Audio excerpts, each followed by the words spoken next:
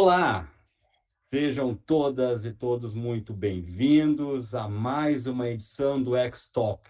Eu sou Roberto Ribas, tenho o prazer e a honra de apresentar esse que é já um espaço consagrado de conversa promovido pelo Brivia Group, para falarmos sobre estratégia, tecnologia e tudo o que acontece em torno da relação de marcas e pessoas.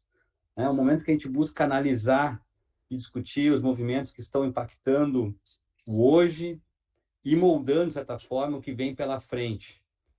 Na edição de hoje, vamos falar sobre CRM e um dos principais eventos globais sobre o tema, o Agentforce World Tour, promovido pela Salesforce. E quem vai contar tudo o que aconteceu na edição 2025 em São Paulo está aqui comigo, Felipe Faro, nosso head de CRM aqui da Brivia, e Vini Rodrigues, executivo de contas de digital da Salesforce. Meus amigos, sejam muito bem-vindos ao palco do X-Talk. O papo é todo com vocês.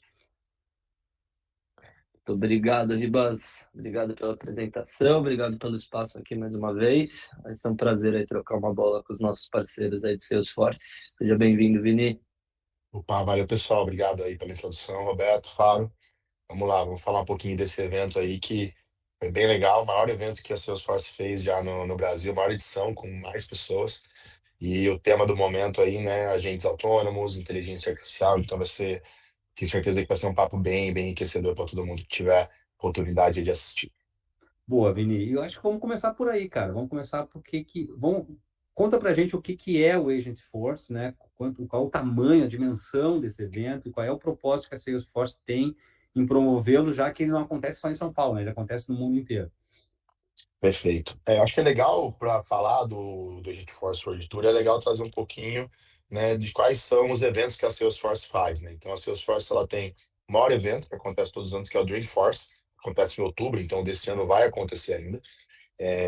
Temos o Connections, que vai ser agora na próxima semana, daqui 2 semanas, se não me engano, né, em Chicago. Esse é o segundo maior evento, né, da Salesforce a nível global. E nós temos aí depois os eventos que são feitos em cada país, né, específico, então eles escolhem ali, né, a maior cidade, geralmente. Então, tem o de São Paulo, tem em Sydney, tem na Cidade do México, em Londres, né? E cada capital aí de país recebe, geralmente, esse World Tour, né, que é o nome que eles deram para poder trazer, geralmente, né, o que foi discutido lá no Dreamforce do ano anterior, um pouco de novidades também, de coisas novas, mas ele traz muito para quem não teve a oportunidade de ir no Dreamforce, né, em São Francisco, na Califórnia, poder depois, ao longo do ano, né, ver um pouquinho de tudo que foi falado lá e também das novidades que tem aí, né, dentro do universo Salesforce, em cada lugar do mundo, né? Então, acho que esses são os principais. Temos outros eventos também que são mais regionais, né? Então, como eu havia comentado com vocês, a gente faz eventos geralmente, né, em Porto Alegre, Santa Catarina, Curitiba. Então, mas são eventos menores, né? Mas o World Tour aí esse ano, né, bateu mais ou menos ali 8, 9 mil pessoas, então foi um evento aí gigantesco, né? Com uma maior número de pessoas que a gente teve já numa edição de World Tour até hoje. Então, um evento bem bacana. Muito bom, muito bom. E me contem aí, Felipe, você que esteve lá, né, olhando né, sentindo um pouco o evento, o que você traz aí de primeiras impressões da edição de São Paulo desse ano? Cara, acho que primeiro até complementando, assim, acho que eu nunca tive num evento do Salesforce, assim, talvez tão cheio de, tanto de palestrantes, assim, e também a nível de participantes, assim, realmente foi um evento bastante denso, assim, tanto do ponto de vista de conteúdo como de pessoas ali, realmente chamou a atenção, assim, até fila de palestras que eu queria ouvir, que eu nem conseguia entrar, porque votação máxima, assim, e foi, acho que de fato foi um evento super sucesso, e o meu olhar ali foi muito de entender um pouco ali sobre as soluções, obviamente que a gente já vem acompanhando ali pela parceria que a gente tem muito próxima com o Salesforce, mas ver o quanto que o mercado já está maduro para absorver essa nova solução, que eu acho que é um game changing grande ali das últimas atualizações que a gente tem do ponto de vista de melhorias. Eu acho que essa tem um quê de game changing, assim, de mudar de forma estrutural a forma como a gente pode potencializar o uso do Salesforce. E foi legal de ver por duas óticas. Ao mesmo tempo, a gente viu algumas empresas com cases já de uso bem legais, então eu pude acompanhar uma palestra da Iguá Saneamento, que para mim foi um dos cases bacanas, porque ele trouxe muita aplicação prática, como que a gente usa isso na solução do atendimento do dia a dia com o cliente, renegociação de dívidas, e de uma forma muito mais agilizada, escalável e customizada. E, por outro lado, ali a gente viu outras empresas ali que, putz, eu entrei em algumas palestras aqui, sem citar nome, obviamente, que eu tava feito, putz, esse vai ser o cara que vai me mostrar um case super avançado lá na frente, por ser uma empresa ali mais vanguardista. E a gente viu que não, assim, algumas empresas que eu esperava ali uma solução bem mais aplicada, você vê que eles estão começando, que deu para mim uma visão bacana para a gente, Ribas, num cenário de beleza, temos cases aplicados, gente já utilizando isso na prática e com resultados tangíveis, mais um potencial ainda da gente levar e aplicar isso para os nossos clientes muito grande. Assim. Então, acho que a gente, apesar de ter algumas empresas já avançadas, acho que a gente está num estágio ainda de maturação de como aplicar isso dentro das empresas. Né? Não sei qual é a tua visão, Vini, mas eu pude ter essas duas quase que contraditórias, né? Óticas de empresas super bem estabelecidas. Falei, opa, caramba, já está no dia a dia da empresa de forma transversal, e outras empresas que eu falei, opa, isso aqui ainda está engatinhando, tem potencial para a gente ajudar os nossos parceiros a evoluir e a melhor forma de uso, sabe?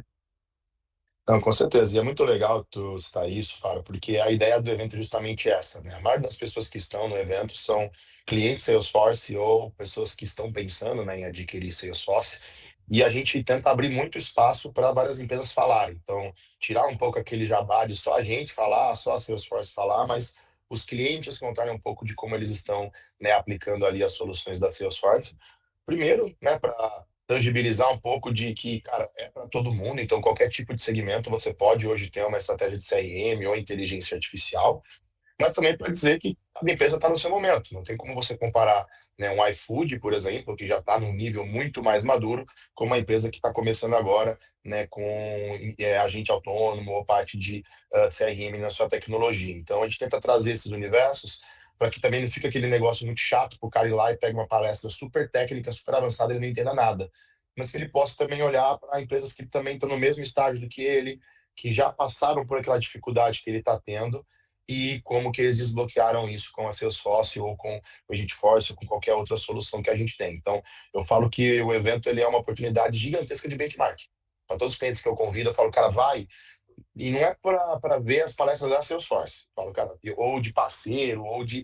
Cara, vai para conversar com o cliente. Vai para ouvir aquele outro gerente de marketing que está lá também, às vezes, com um desafio similar ao seu, ou que já teve um desafio similar ao seu e conseguiu passar, para ouvir o que ele tem a dizer, né, e ter essa troca. Então, eu digo que é isso, é um evento de troca, Muito bom, basicamente. muito bom, muito bom. E o Agentforce, na realidade, também é um nome que a Salesforce dá para suas iniciativas de IA, certo, Vini? Então, é um evento bastante direcionado a agentes de IA mesmo e a usos de IA dentro das plataformas CRM, é isso?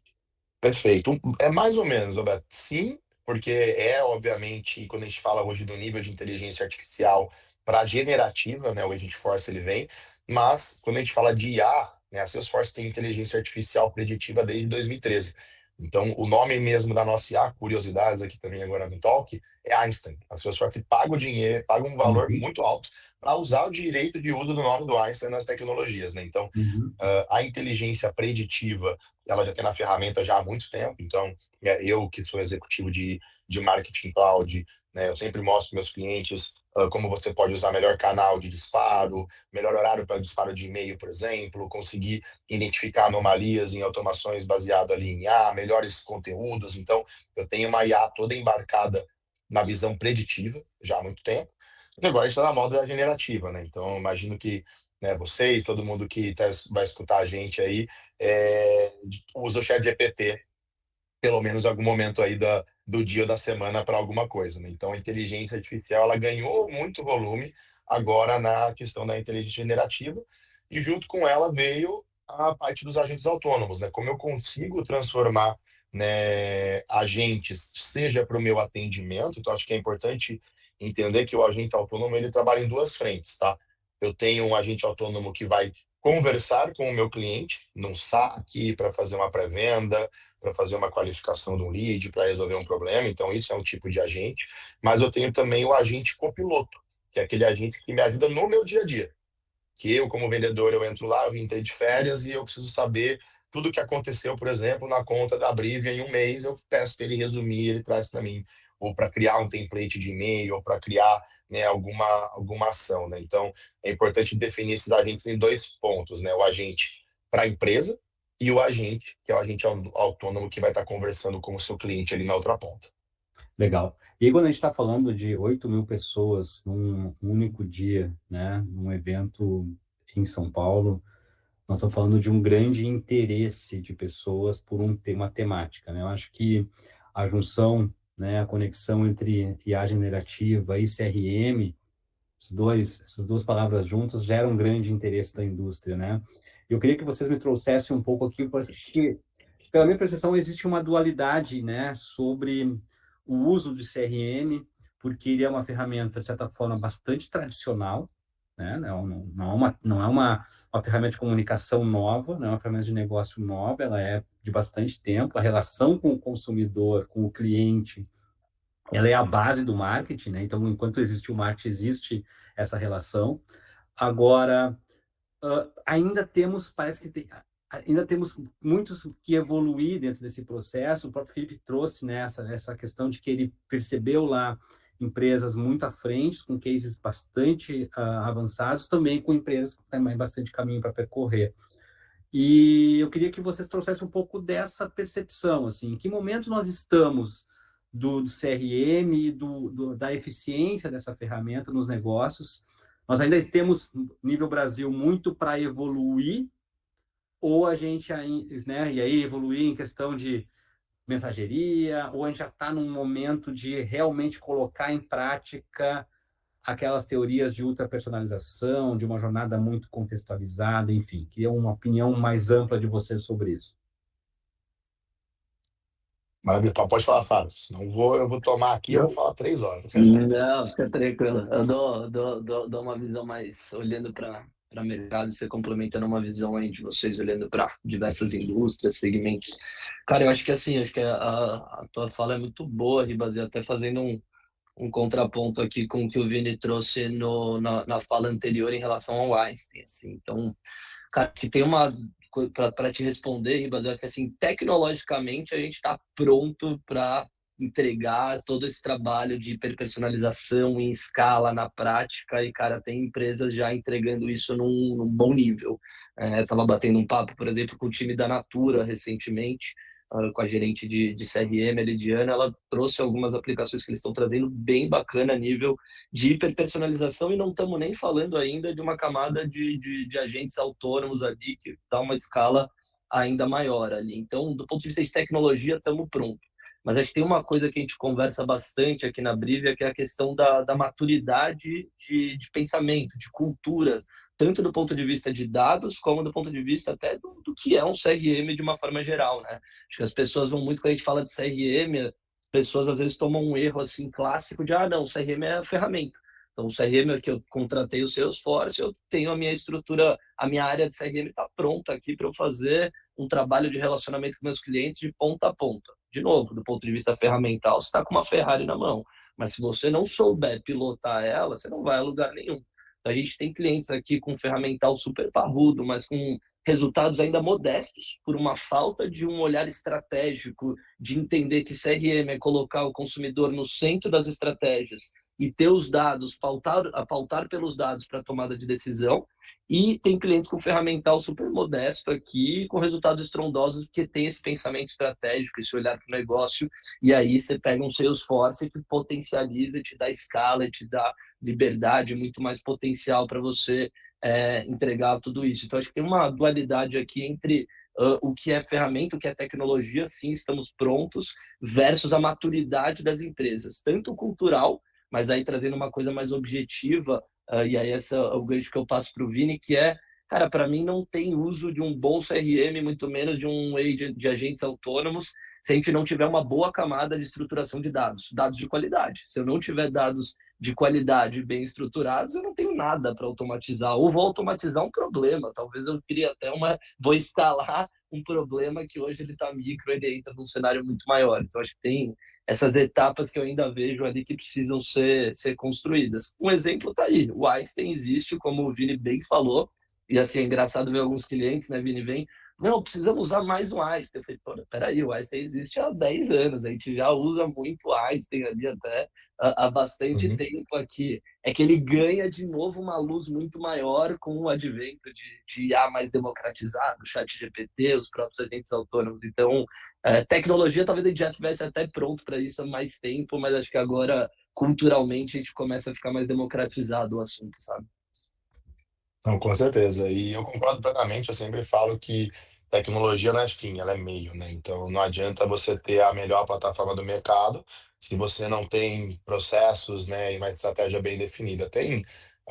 Eu sempre costumo, quando eu vou falar, né, para algumas empresas, quando eu vou conversar e falar um pouquinho sobre negócio, porque isso é uma diferença da Salesforce também, não é vender só a tecnologia, mas também o papel do executivo da Salesforce é estar junto com o cliente lá na ponta, pensando em estratégia, visitando o cliente, falando com o time dele e a realmente desenhar processos, né? Então, quando a gente quer crescer uma empresa, né, de uma maneira que seja escalável e previsível, a gente tem que ter três pilares, né? Que são os pilares então, pessoas boas, processos e estratégia, né? Então, bons processos com uma boa estratégia e a tecnologia. Então, a tecnologia sozinha ela não vai fazer milagre. Inclusive, se você tiver uma ótima tecnologia e não tiver processo, provavelmente você está gastando muito dinheiro com uma tecnologia que não vai, né, funcionar de nada. Então, por isso que quando a gente entra com um projeto dentro da Salesforce, e eu entro em algumas reuniões, eu brinco com os clientes, eu falo, eu não vendo Salesforce, gente, eu vendo solução de problema. Então não me venha querendo procurar comprar CRM.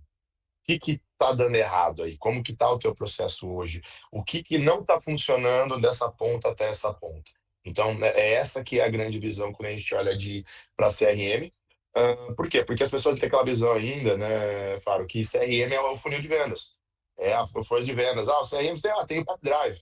Cara, não é só... Isso é uma parte dentro da jornada do lead, que é o CRM. Quando a gente fala, né, do CRM como um todo, eu tenho desde lá do começo, né, do funil de aquisição, do funil de consideração, retenção, loyalty e advocacy. Então, não termina a jornada do cliente ali depois que ele entrou e vendeu, ele vai até no momento dele virar um promotor da tua marca. Então, quando a gente fala de CRM, né, e por que a Salesforce hoje ela é, né, o maior player do mundo nisso, é porque ela tem várias nuvens para cada etapa dessa jornada. Então, nenhum cliente começa com todas. O cara começa resolvendo aquele problema específico. Aí, opa, agora eu zerei essa parte do jogo. Bacana, como é que eu vou para a próxima? Pô, a próxima agora a gente vai para esse caminho aqui. Pô, então agora que tá dando certo aqui, vamos falar de programa de fidelidade. Então deixa eu ir para cá. Né? Então, igual você falou de personalização, né, Fábio e Ribas. Às vezes tem cliente, mas eu quero fazer oferta hiper personalizada tal. Eu falo, cara, mas nem segmenta a sua base para disparar e-mail. Você não faz o básico e tu quer ir para o nível mais alto do jogo, que é personalização para um, né? Então, é isso que tem que entender. Você tem que respeitar o processo e ter uma boa estratégia para que você consiga chegar no mesmo nível, né, de um grande player que tá utilizando. Qual que é o ponto positivo? Todo mundo pode fazer isso, mas você tem que respeitar esse processo e fazer uma boa estratégia. Faz feijão com arroz, deu certo, tu aumenta. Cara, pô, agora como é que eu segmento um pouco melhor aqui? Agora como eu vou para hiperpersonalização em escala um para um, né? Então, é essa escadinha. E tudo isso, e pegando esse gancho do Fábio, que eu acho que é muito importante, dados, né? As empresas hoje, elas olham para a tecnologia, Salesforce, isso, aquilo, mas o Salesforce não faz, né, tudo sozinho. Muitos dados vêm de outros lugares, vem do RP, vem de um frente de caixa, quando o caso do mercado, vem de um e-commerce, vem de vários lugares eu tenho dados, e muitas vezes esses dados, eles se perdem, e eles não se conversam. E aí a empresa nunca consegue ter o que a gente chama de uma fonte única da verdade. Ela não consegue construir esse perfil 360 do cliente porque ele tem dado vindo de várias fontes. Estudos mostram também que as fontes de dados cada vez estão aumentando, né, nas empresas. Então, você pegar, né, de 5 anos para cá, quando a média de fontes de dados que tinha era 13, hoje as empresas têm 20 fontes de dados diferentes. Então, se eu não tenho um lugar para poder armazenar esses dados e tratar esses dados para poder acionar, não dá certo. né? Porque o dado por dado ele é só um fragmento de informação. O que importa é o que eu faço com ele, como eu aciono esse dado. E foi por isso que a Salesforce, antes até do Agentforce, por isso que eu falo até que o que tem, não tem tanto hype igual a Agentforce, mas o que deveria ser o mais importante, que é a base do Agentforce, é o Data Cloud, que é a nuvem de CDP da Salesforce, que é a nuvem de dados, onde você consegue trazer tudo para que a gente fala, cara, não adianta você ter agente autônomo se você não tem, né, uma CDP aqui para poder realmente ter confiança dos dados, para que o agente olhe para os dados e faça os acionamentos. Então, todo mundo que está assistindo, que quer fazer agente autônomo, que quer fazer. Gente, primeiro passo é você organizar os seus dados e ter confiança realmente que eles estão, né, harmonizados para que você faça aí o uso melhor de um agente. Pode fazer os dois juntos? Pode, mas ter um agente sem ter uma base de dados consistente e confiável não vai adiantar. Muito bom, gente, muito bom. E aí vocês trazem duas coisas complementares, né? Que é esse raciocínio, quando o Felipe fala sobre, né, um raciocínio de CRM, uma visão clara, né, que é materializada numa estratégia, e essa frente de organização de dados para, depois disso tudo, conseguir usar o melhor da ferramenta, né? Como se fosse efetivamente ter uma atitude de piloto, a habilidade da direção e aí ter a Ferrari para fazer, né, as melhores curvas e a melhor corrida, digamos assim, né? Mas, Felipe, assim, traz um pouco mais para o chão isso, né?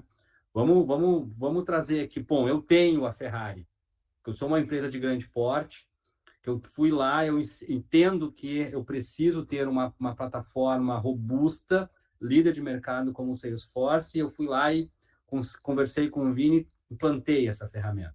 Bom, o que eu faço agora com isso? Qual é o primeiro passo? Como é que a gente ajuda essa empresa a usufruir do máximo dessa potência de máquina que ela tem? Perfeito, cara. Eu acho que assim, esse ponto, Riba, daí a gente começa até na primeira explicação do Vini sobre as duas grandes frentes de aplicação dos agentes autônomos, sabe? Acho que tem uma visão ali para o atendimento, uma coisa que eu acho que é mais interface com o cliente final, vamos dizer assim, e tem como que a gente usa os agentes autônomos para dentro, numa pegada ali interna, ali quase de capacitação do time interno, né? E isso, quando eu fui olhando alguns cases lá, isso para mim ficou muito claro. Quando você vai para a camada do atendimento, acho que talvez a gente tenha até algo que é mais familiar para a gente, os famosos chatbots, que a gente convive com eles aí há 15 anos, aí pelo menos, que a gente ouve sobre eles. Só que a maioria das pessoas tiveram experiências com chatbots que eram pensados num outro jeito de construir, uma outra tecnologia. Primeiro, eles nasceram por árvores de decisão. Então, se o cara me pergunta isso, eu respondo isso. Se ele responder isso, eu vou para essa outra pergunta. E assim, para a gente fazer o setup, é um humano fazendo ali por trás. Ele faz todo esse caminho dessa árvore de decisão que a gente fala e o programador vai botar isso dentro de um chatbot, conforme a interação do cliente vai chegando lá. E aí fica mecanizado, tu faz a pergunta que não está na E não árvore, chega. eu olho para A ela. dar manutenção nisso depois, vixe. A manutenção, não, você descobre que ali no meio, putz, não era essa pergunta, eu tinha que ter perguntado outra, porque dá para ele responder uma terceira resposta que eu não tinha previsto. A manutenção disso, como o Vini falou, é quase que refazer do zero. E a visão do cliente é o que o Ribas está trazendo aqui, no sentido de, cara, uma experiência péssima. Você acaba ficando girando e louco para falar com um atendente humano. Então, toda aquela estratégia que era para digitalizar o atendimento, você frustra o cliente e da próxima vez ele não vai nem pensar em um canal digital, vai pegar o telefone e volta ali os custos de call center que a gente sabe. Tanto Só até que um ponto que é legal, Fábio, desculpa até te interromper, mas para imagina, agregar, e uma das grandes dificuldades hoje também do agente é porque as pessoas têm um trauma com o chatbot. Então, a gente tem que deixar o agente mais humano possível para ele não entender que é um robô, porque mesmo sendo diferente, ele guarda aquela experiência ruim do chatbot de decisão, e fala, não quero falar. Ele entra e já quer falar com o humano. Eles nem tentam resolver o problema ali com o que dá para fazer dentro do atendimento. É engraçado isso. Cara, não, e essa foi muito bom teu complemento, que é exatamente o gancho que eu ia fazer agora. Então a gente vem com esse viés, esse trauma dos chatbots, primeiro nessa área de decisão, depois vem ali o que na época a gente chamava ali de um IA, mas era um IA ali marromeno, vamos dizer assim, um pouquinho de inteligência ali, mais artificial do que inteligente, vamos dizer assim, e que melhorou um pouquinho a experiência, mas também deu muito mais escala, não resolve, não traz aquela humanização. Cara, quando a gente olha hoje para o que a tecnologia tem a oferecer, de fato, hoje a gente consegue ter uma conversa muito mais humanizada, como o Vini trouxe, menos robotizada, com essa barreira que ainda a gente sabe que o público ainda está traumatizado por conta dessas más experiências. Então, tem um desafio aqui de como que a gente vai, de fato, trazer isso para frente do consumidor, como que a gente quebra essa barreira, esse ranço, né? E aí, quando a gente olha para essa camada ali, voltando ao meu ponto desse interface com o cliente final, vamos fazer esse comparativo com o que a gente tinha no chatbot. Então, é uma ferramenta para automatizar a relação com o teu cliente ali, o atendimento com o teu cliente, mas de uma forma muito mais potencializada. Por ser um AI generativo, a gente consegue trazer essas camadas de humanizar mais essas abordagens ali.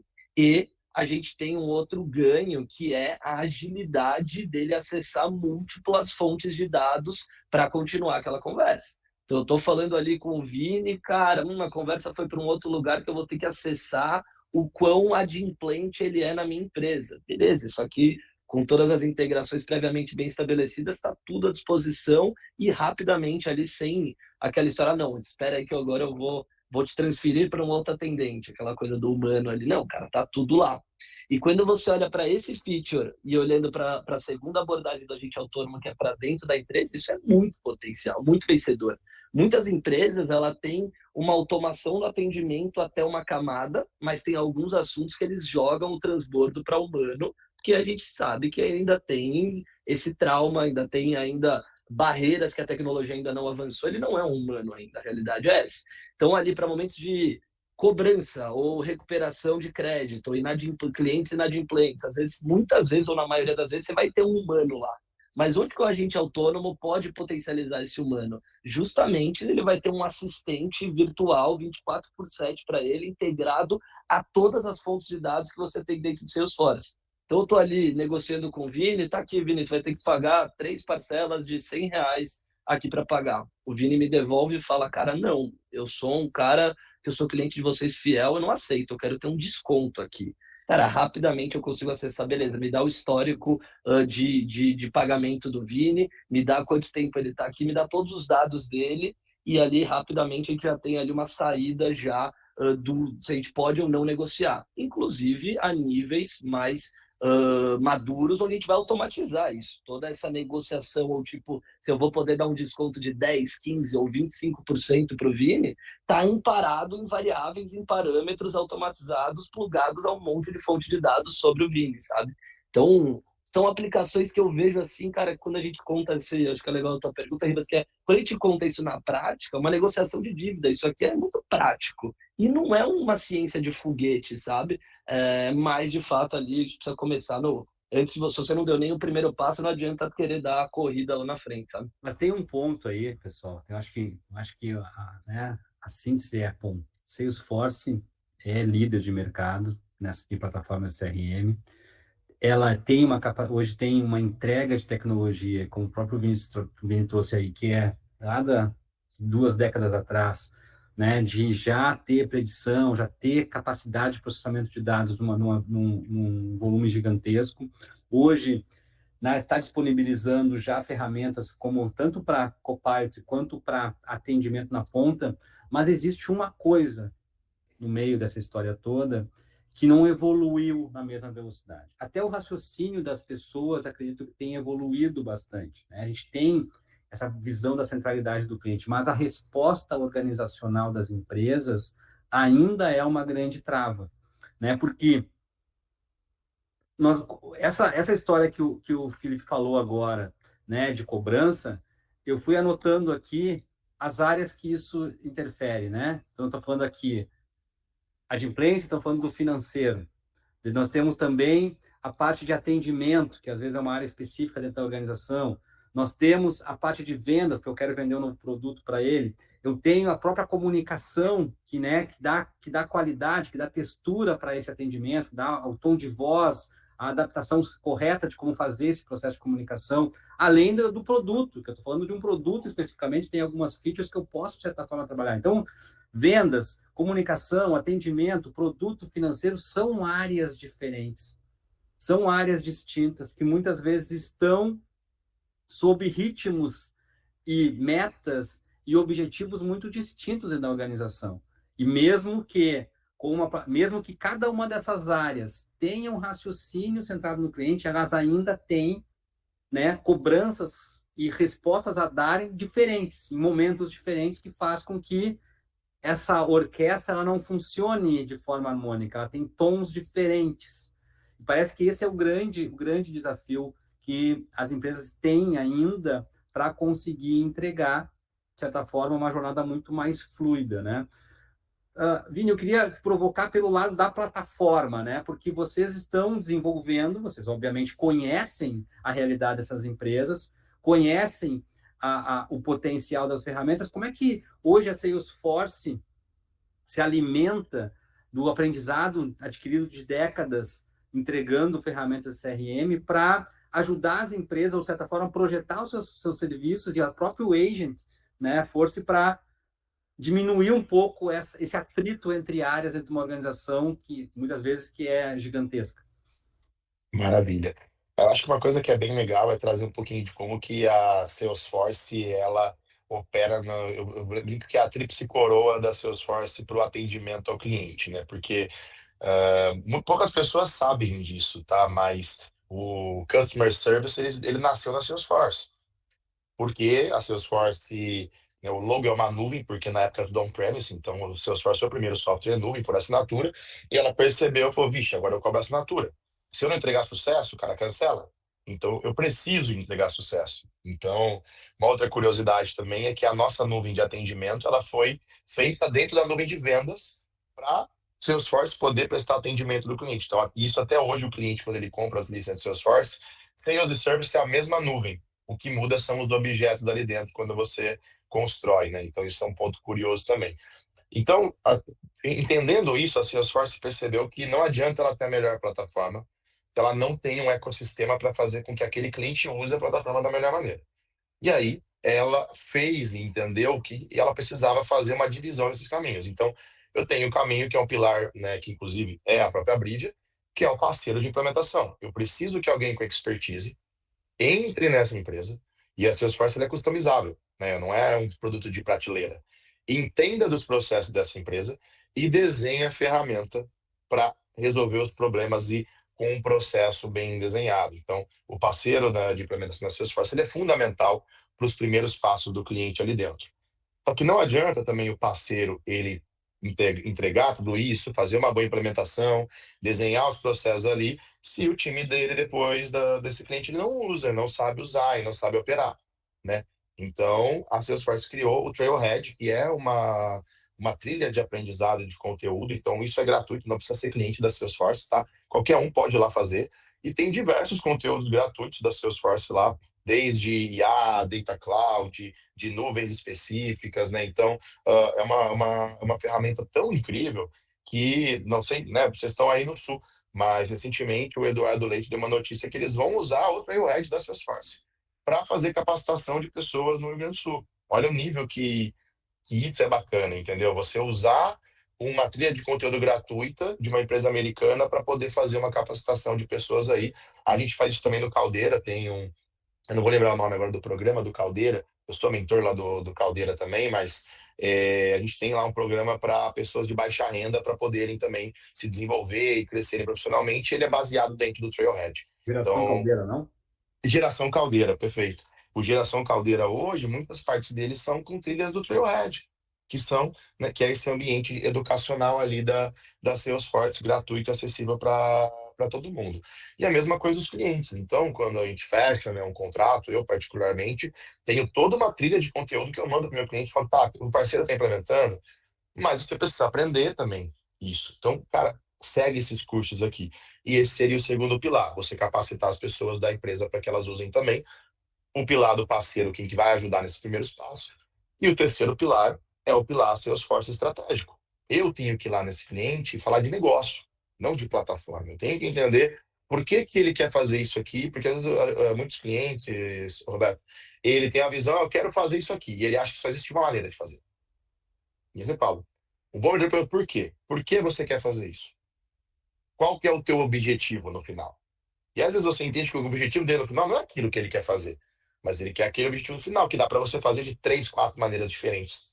Aquela mesma coisa, mas com uma estratégia que às vezes pode ser um pouco mais escalável e mais robusta. Então, esse papel do executivo na Salesforce, ele é fundamental, por isso que os executivos de Salesforce, geralmente, eles são mais sêniores, justamente. Eu tenho 10 anos de mercado, vim de ActiveCampaign, Ada Station, já todas as ferramentas de automação de marketing eu já vendi, eu já implementei para alguém. Mas por quê? Porque não é falar de plataforma, eu tenho que falar com o cara de negócio. Como é que eu aplico uma jornada para esse cara e eu provoque ele a construir alguma experiência realmente significativa. Então, esses seriam os 3 pilares fundamentais para conseguir entregar sucesso para o cliente, para que não entre nesse problema que você falou. Eu diria que tem um quarto ainda que seria o suporte realmente a coisas técnicas, né? Então, teve um problema, como qualquer tecnologia, o cara pode ter um problema que tem que abrir o ticket, né? E aí tem um nível também de suporte, e tem aqui o suporte Premier justamente para poder auxiliar os clientes. Então, esses são os 4 principais pilares que a gente usa para fazer com que o cara que ele adquire a nossa tecnologia ele consiga ter sucesso. Porque se ele não tem sucesso, ele não continua e aí não adianta, né? SaaS ele depende de recorrência. Precisa que o cara tenha sucesso para continuar assinando. Felipe, o Vini trouxe aí Eu acho que um pilar deles, né? Ele traz exatamente o parceiro, né? A empresa de estratégia que vai ajudar o cliente na condução, na utilização da plataforma Salesforce. E aí ele traz ali, quando ele fala de estratégia, ele traz uma palavra que não é uma palavra comum para se falar sobre CRM, que é negócio. Muita gente coloca a CRM dentro de um balde de comunicação, de marketing, né? E CRM é uma ferramenta de negócio, né? Nós falamos aqui, ela transita, ela é transversal ao financeiro, comunicação, vendas, produto, atendimento. Então, de certa forma, ela atende N pontos de um negócio. Fala um pouco mais agora, Felipe, até para a gente encaminhar um pouco o nosso encerramento aqui sobre, né, a visão Brivia, Peppery sobre CRM. É uma ferramenta de negócio, é uma ferramenta de comunicação, é ambas. E como é que a gente dá esse suporte, sendo um dos 4 pilares que o Vini trouxe aí? Perfeito, Ribas. Eu vou começar pela tua pergunta, vou fazendo algumas conexões na fala do Vini, que eu acho que foi bem interessante. Eu acho que primeira coisa, assim, né? Vou repetir um pouco o que eu falei acho que na primeira pergunta. CRM não é ferramenta, CRM não é disparo de e-mail marketing e CRM não é só relacionamento. CRM, vamos olhar a sigla, né? Customer Relationship Management. Então, é a gestão do relacionamento com o teu consumidor. E com uma cultura data-driven, senão você não vai entregar você não vai fazer uma boa gestão do relacionamento com o teu consumidor. E CRM é motor de negócio. Então, para a gente aqui na Brivia e na Pepper, KPIs de comunicação são importantes, são fundamentais para a gente sempre melhorar a forma como a gente interage e se relaciona com os nossos consumidores. Mas o que pauta aqui o sucesso das nossas operações de CRM são KPIs de negócio. Seja no início da jornada ali, o CRM trabalhando num espectro de nutrição dos leads, buscando aquisição. Sim, o CRM começa antes dele virar cliente. Acho que esse é um outro ponto importante para a gente trazer na mesa, é da nutrição do lead. Enquanto eu estou buscando a aquisição desse cliente, já é um trabalho de CRM. Eu brinco se tem CPF ou se tem CNPJ na base, é CRM. Então, assim, só o CRM sabe como orquestrar o relacionamento com aquele cliente, prospect identificado, até a ponta do ciclo de vida. Quando a gente fala de fidelização, retenção, upsell, member get member, e assim por diante. Então a gente tem que olhar para o CRM. Durante muito tempo, os projetos CRMs, eles eram tocados exclusivamente pela área de TI. E isso, assim, eu vivi isso junto com o Salesforce em outras empresas, muitas dores. Implementações que ali, depois de feita a implementação, e a ferramenta não funciona. Puta, será que Salesforce, a melhor ferramenta do mercado, não funciona? Ou será que faltou um penso estratégico, um olhar de negócio no setup, que é como o Vini falou aqui, é fundamental. O planejamento, antes da gente entrar para um nível de implementação, talvez seja a etapa mais importante. E durante muito tempo isso ficou na mão somente do time de TI.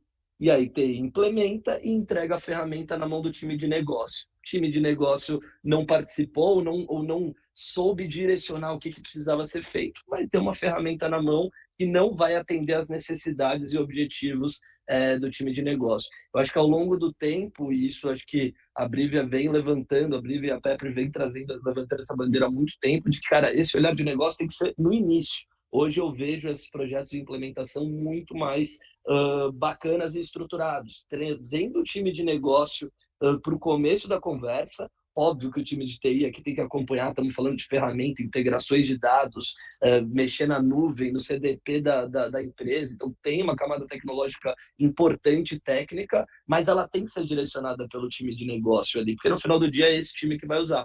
Então, acho que esse é um ponto do como que a gente acredita na nossa visão do CRM, e até na tua última dúvida ali, né, Ribas? Cara, quando a gente fala sobre, putz, isso aqui mexe com múltiplas áreas, etc. Cara, se a gente, isso não é para ser sentido essa dor na operação. Isso tem que ser mapeado e previsto nessa etapa de planejamento, nesse nosso setup estratégico, para que a gente vá numa camada de implementação já sabendo como essas áreas têm que se conversar e o CRM já norteado de como que essas áreas se conversam. Uma vez isso bem feito, no dia a dia, Ribas, aquela tua preocupação de puta, mas os objetivos das áreas não estão alinhados, um está olhando para a receita, para a inadimplência, outro está olhando para o NPS ali do cliente. Cara, quando a gente tem esse trabalho prévio bem estabelecido, na prática, isso aqui vira algo que não tem discussão. Porque se tem uma coisa que a inteligência artificial faz melhor do que a gente, é a tomada de decisão, que eu falo que é a tomada de decisão fria. A gente, qualquer humano, quando está sob pressão natural, meu e-commerce caiu, a integração do e-commerce da Vertex com o Salesforce caiu. Estou perdendo 5 mil reais por minuto enquanto isso aqui não resolve. Cara, o engenheiro ali que está para tomada de decisão, ele está pressionado de todas as pontas. Agora, se eu tenho um agente autônomo preparado para ler esses processos, ele vai tomar decisão fria e calculista. Eu estou com 2 problemas aqui. Esse problema me representa R$ 1 milhão. Ninguém está reclamando na minha orelha, mas ele representa R$ 1 milhão a mais. Esse outro problema está todo mundo enchendo, abrindo 10 chamados, mas vai mexer R$ 10 mil no dia. Beleza, eu vou priorizar essa resolução e que se dane o estresse. Então ele acaba trazendo uma frieza na tomada de decisão muito importante. Mas só se eu tiver esse trabalho que o Vini comentou, do inicial, esse olhar estratégico e visão de negócio, antes da gente entrar numa etapa de implementação. E esse ponto que o Faro comentou, ele é muito importante, até mesmo quando a gente fala para a construção de um agente, porque a gente vai falar às vezes com algumas empresas e legal, vamos fazer um agente. E sempre é pensado o que quer que ele faça. As pessoas estão acostumadas já de GPT a dar ordem, né? Faz isso, gera isso. Eu quero que a gente faça isso. E esquece que tão importante quanto o que ele faz é o que ele não pode fazer, né? Os guardrails, é o que a gente chama, né? Então, não é só você pensar, não, eu quero que ele faça isso, mas o que ele não pode fazer também? Por que que ele tem que fazer isso? Como que ele vai acessar essa informação? Então, a tecnologia ela vem muito para ajudar, mas as pessoas às vezes esquecem de. Eu faço reuniões com empresas e eu gosto, toda vez que eu vou para a empresa, eu falo assim: você tem quadro branco aí? Uma sala com quadro? As pessoas têm, por quê? Você não vai dividir tela, fazer? Não, eu vou também, mas primeiro eu quero pegar um quadro. Eu vou desenhar no quadro. Por quê? Porque eu quero desenhar com vocês a jornada, como é que ela é hoje, para a gente questionar ela. Mas por que que é feito assim? Essa é a melhor forma, às vezes, de fazer. E eu sempre falo que o processo de uma empresa ele não é escrito em pedra, né? Um playbook comercial, por exemplo, ele é volátil, ele tem que ser mudado, ele tem que ser questionado. E as pessoas, às vezes, não entram nesse nível de coisa. Eu tive uma reunião, inclusive hoje de manhã, com um cliente, já é cliente Salesforce, né? Só não vou citar nomes, e estava implementando uma parte agora para. Estavam com problemas de ter origem de lead. Aí eles queriam fazer um campo no CRM para o vendedor ir lá, colocar a origem e tal. E aí mas por que vocês querem fazer isso aqui? Porque não está vindo com origem, então o vendedor tem que colocar. Eu falo, tá, mas vocês estão tratando um problema com uma solução que talvez não é a raiz dele. O vendedor ele vai esquecer de pôr a origem. Como vem esse lead? O lead vem de indicação de um arquiteto, não sei o que, não sei o que lá. Tá, e como é que ele manda essa indicação hoje? Ele manda assim. Fala, tá, por que a gente não faz então um formulário, uma landing page? Pega uma UTM e faz uma UTM para cada um desses arquitetos aí com o nomezinho dele. E quando ele preencher o cadastro de alguém, já vem com a origem de que foi esse arquiteto. Pô, não pensamos nisso. E é esse que é o ponto, entendeu? Você tem que questionar as coisas como elas são feitas, porque às vezes a solução do problema é mais simples do que pode ser. Só que você tem que olhar o processo como um todo. Você olha o processo no final só de preciso da origem aqui no CRM. Eu esqueço de olhar toda a parte de trás. De por quê e como eu posso resolver isso daqui lá na raiz dele. E pegando essa linha de agente, isso é muito importante, porque quando a gente fala de agente autônomo, e às vezes as pessoas me perguntam, tá, mas a Salesforce tá falando, como que a inteligência artificial da Salesforce vai concorrer com o ChatGPT? Eu falo, não, a Salesforce não está fazendo inteligência artificial. A Salesforce pluga no ChatGPT, no Gemini, quem for o melhor vai levar, não tem problema. O que a Salesforce faz é a camada de segurança entre os dados que podem vir de fora ou de dentro e a organização desses dados para que a inteligência artificial plugada no Agentforce, que pode ser a LLM que você quiser, não importa, ela saiba o que tem que fazer, busque os dados, não leve dados de seus para fora e tragam isso aqui de volta de uma maneira organizada e com segurança. A gente fala com clientes hoje gigantes, bancos, etc. Então, às vezes as pessoas vão pegar empresas menores e esquecem de que, gente, não é simplesmente você plugar uma LLM ali, com todos os seus dados ali, tudo aberto, que ela pode consumir, você não tem essa camada de segurança ali dentro, né? Então, quando a gente cria um agente, o agente ele tem duas frentes, tá? A base de conhecimento interna, os dados, onde ele pode acessar, o que ele não pode acessar, o que ele pode fazer, o que ele não pode fazer, qual chamada de AP ele pode fazer, qual chamada ele não pode fazer. Mas ele pega também dados externos. Então, vamos supor que eu tenho uma clínica médica e eu quero que o meu agente vai falar sobre, sei lá, problema de pedra no rim. Se eu não tenho esse dado aqui dentro na base de conhecimento, ele pode ir lá fora e falar, pegar no ChatGPT Medicine e dar, por exemplo, alguma coisa sobre pedra no rim. Não tem problema, entendeu? Só que essa ida nos dois mundos interno e externo, ela tem que ter a segurança. Porque senão você pode ter alguém que entra no seu agente e pede uma informação confidencial da tua empresa. Então, isso é muito importante. Não é só sair criando agente. Vai ter um monte. Agora é onda de agente. Tem um monte de empresa aí falando que tem agente e tal. Tomem cuidado. Porque você está deixando os dados da sua empresa, que são os bens mais preciosos, à mercê, talvez, de uma empresa que não consegue te garantir a segurança que esse dado não vai sair desse agente para fora. E tu trouxe um ponto bem importante aí, além da segurança, que é sobre o questionamento do processo, né? O questionamento da jornada existe. A gente aqui tem uma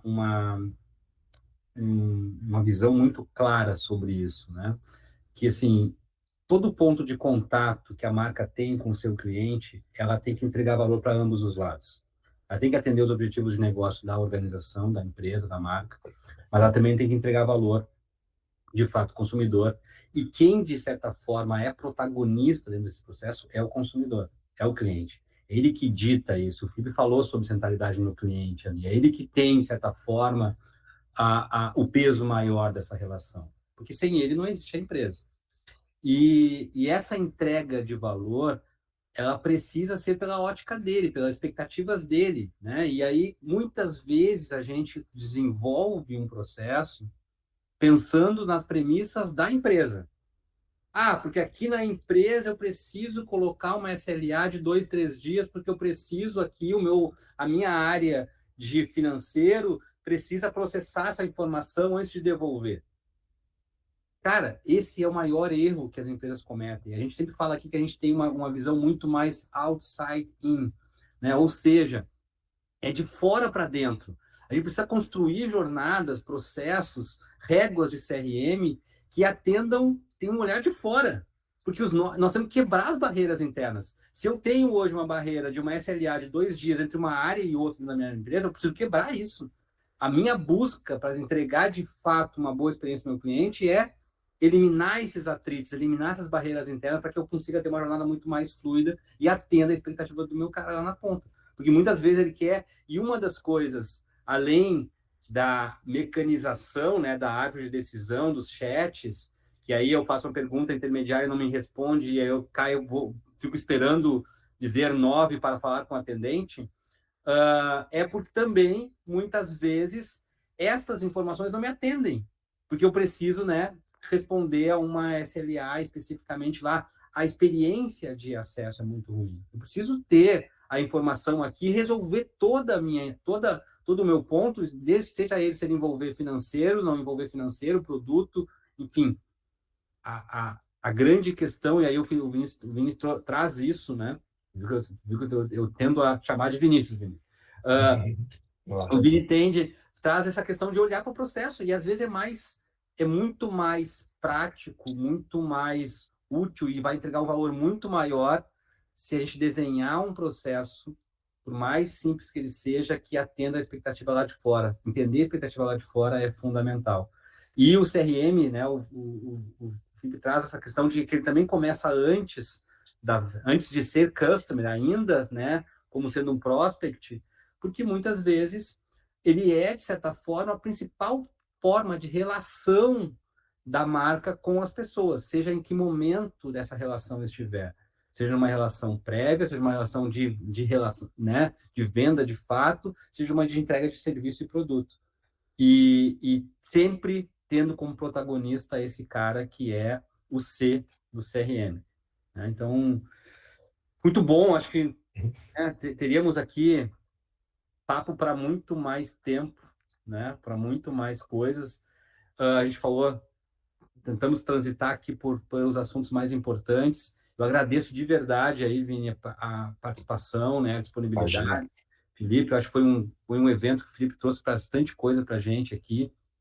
E bora lá, temos muita coisa para evoluir ainda, tanto em tecnologia, quanto em processo, quanto em pessoas. Valeu, gente. Até mais. Valeu, pessoal. Até mais. Tchau, tchau. Valeu, Ribas. Obrigado, Vini. Tchau, tchau.